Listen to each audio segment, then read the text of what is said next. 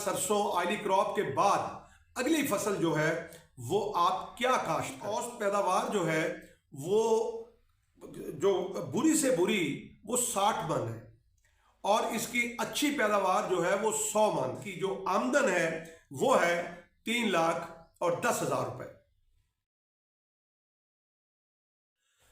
बिस्मिल्लाहिर्रहमानिर्रहीम, अल्लाहुम्मा सल्ली अला मुहम्मद व आले मुहम्मद। मैं हूं सैयद महमूद बुखारी, आपके अपने यूट्यूब चैनल प्यारा किसान के साथ।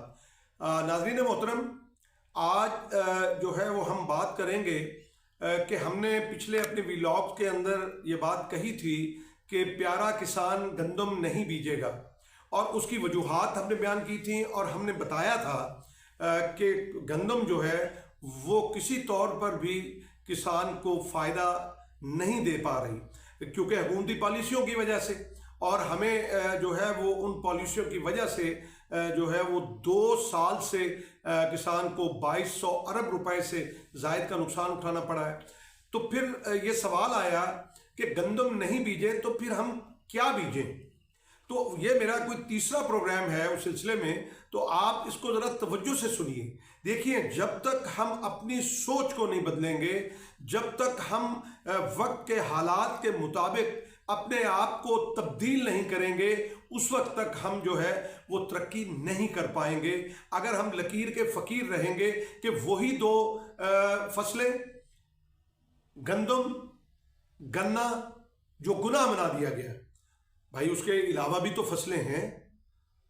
तो उसमें बात हमने की थी अपने पिछले व्लॉग के अंदर कि गंदम नहीं है, तो हमने आपको बताया था कि आप कैनोला बीजें, सरसों बीजें, आप ऑयली क्रॉप जो है बीजें, और उसके अंदर जो आज गंदम का रेट है उसके मुताबिक जो है वो खासा नफ़ा है। और गंदम जो है वो तकरीबन लगभग जो है वो 35,000 के करीब नुकसान दे रही है। और हमने लॉजिक से बात की है, हमने कोई लफाजी नहीं की। और आज हम आपको बताएंगे कि कैनोला, सरसों, ऑयली क्रॉप के बाद अगली फसल जो है वो आप क्या काश्त करें। जी हाँ, हम आपको बता रहे हैं कि लहसन, गंदम की जगह मुतबादल फसल आप लहसन काश्त करें। लहसन जो है वो ऐसी फसल है जो आपकी सितंबर से आपको नवंबर तक जो है वो आप उसको काश्त कर सकते हैं। और उसमें आप देखिए कि आपका अखराजात भी कम होते हैं, और जहाँ पे ख़ास तौर पे पानी वाफर है वहाँ पे ये ज़्यादा सूदमंद जो है वो साबित होगी। नाज़रीन मोहतरम, सवाल ये पैदा होता है कि हम अगर हमारे पास 10 एकड़ ज़मीन है तो हम मुख्तलिफ फसलों पे क्यों नहीं जाते। ठीक, एक दफ़ा कोई मौसमियाती तब्दीली की वजह से फसल में कमी आ गई, पैदावार में कमी आ गई, तो हम जो है वो छोड़ के दूसरी फसल पे शिफ्ट होते हैं। ठीक, तो आप जब ने देखा कि पिछले दिनों प्याज जो है वो मार खा गया, लेकिन आज प्याज की कीमत क्या है।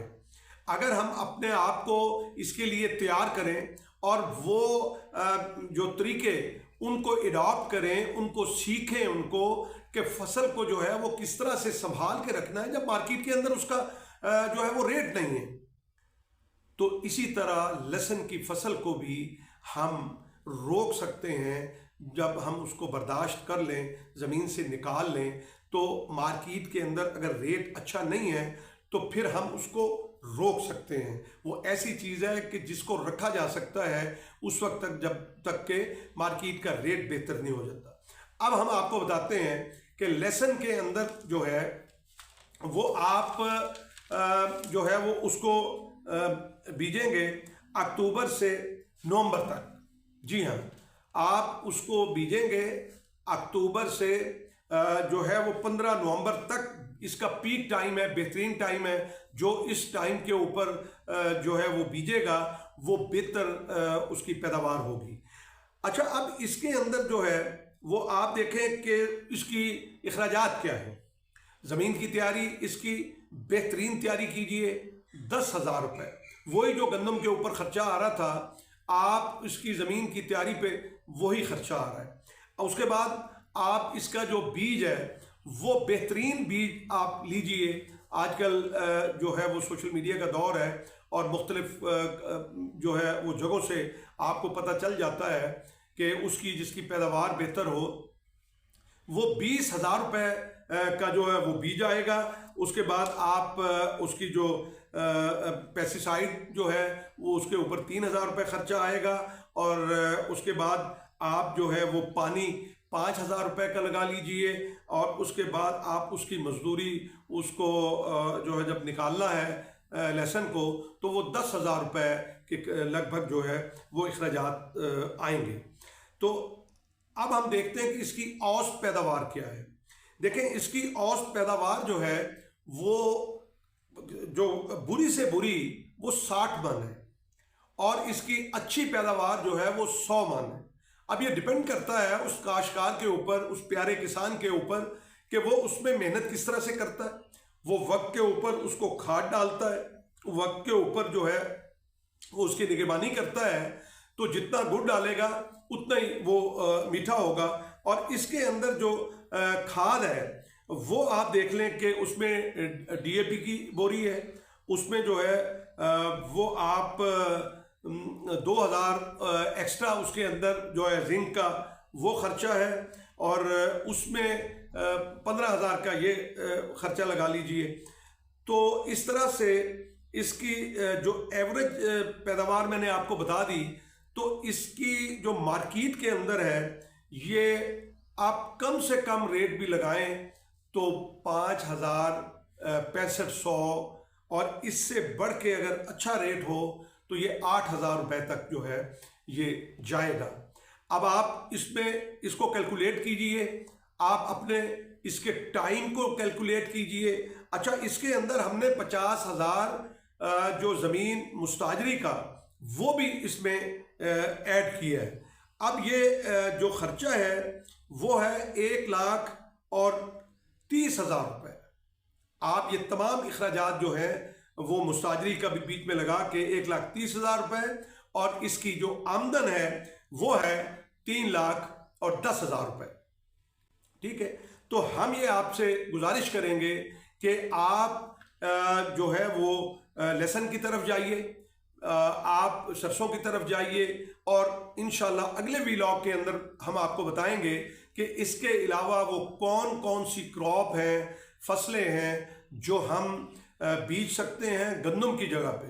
میرا صرف ایک ہی آپ سے گزارش ہے اور التماس ہے کہ گندم نہیں بیجیے. اور وہ گندم کیوں نہیں بیجے, میں کیوں اتنا زور دے رہا ہوں کہ ہمیں اس میں بہت دکھ پہنچایا ہے حکومت وقت نے, ہمارا گلا کاٹ کر انہوں نے مافیاز کو فائدہ پہنچایا ہے. مافیاز تو حکومت ہمیں کہتی ہے کسانوں کو, لیکن اصل میں فائدہ ان کو نہ روٹی کا ریٹ کم ہوا اور نہ ہی جو ہے وہ ہمیں کوئی فائدہ ہوا. تو اس لیے ہم 2 سال کے لیے یہ ٹرینڈ بنا لیں, آپ اس کو تحریک بنائیں. انشاءاللہ تعالیٰ آپ دیکھیے گا کہ یہی حکومت آپ کو گندم کا ریٹ جو دے گی, جب دے گی تب کسان سوچے گا, ورنہ یہ بھی فصلیں ہیں ان کو بھی بیچ کر ہم نفع کما سکتے ہیں. میری دعا ہے کہ اللہ تعالیٰ پاکستان کو سرسب شاداب رکھے اور یہاں گرین ریولوشن آئے. گرین ریولوشن آئے گا تو پاکستان ترقی کرے گا. پاکستان زندہ باد, پاکستان پائندہ باد.